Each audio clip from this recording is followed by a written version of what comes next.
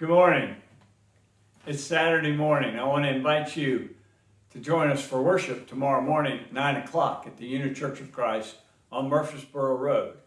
If you can't join us in person, we stream the services live and invite you to join us on Facebook or on YouTube at 9 a.m. And if you can't find us on Facebook, and we've had problems this week with it, just go over to YouTube and go to the site UNA space COFC, UNA space CFC, and join us there. If you haven't figured it out before now, I pre-record most of these videos the afternoon before so that I can post them early in the morning. This morning, I had eye surgery on this right eye. I had the old lens taken out and a new lens put in to solve an issue that was going on with that eye. And tonight, I plan on going out to dinner with Jana and Michael. I'm so thankful for that. And that's why I'm wearing these funny glasses. These are the ones that broke, that started the whole problem. And so thankful that they broke. So I can wear this broken half and correct this eye, and this eye apparently doesn't need correcting today. So that's a good thing, and it's a great thing to be thankful for. Have you ever worked hard for something, though? When you worked hard for it, when you got that whatever it was you were working for, you feel like you deserve it. I've worked so hard for this. I deserve getting it. Maybe it's a promotion at work. Maybe it's a house. Maybe it's a car that we struggled to get.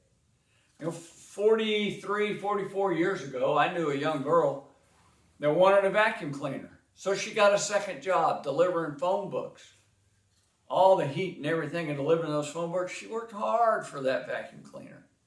It's easy for us to feel like we've accomplished something when we work that hard for it. But when we talk about our spiritual well-being and our spiritual situation, feeling like we deserve it is a trap that is so easy to fall into. We feel like we've earned it because of our good works, or we feel like we've earned it because of the ton of time that we spend in prayer, or the magnitude of our giving, or our daily Bible study habits.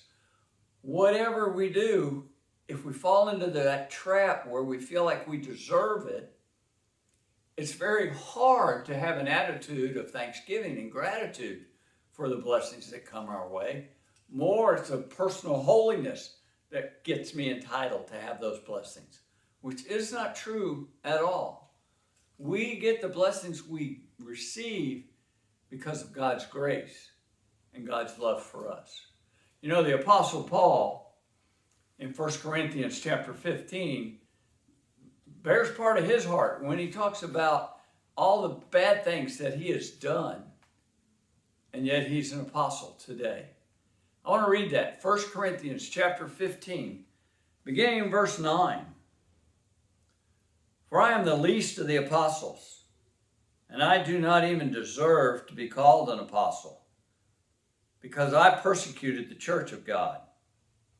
But by the grace of God, I am what I am, and his grace to me was not without effect.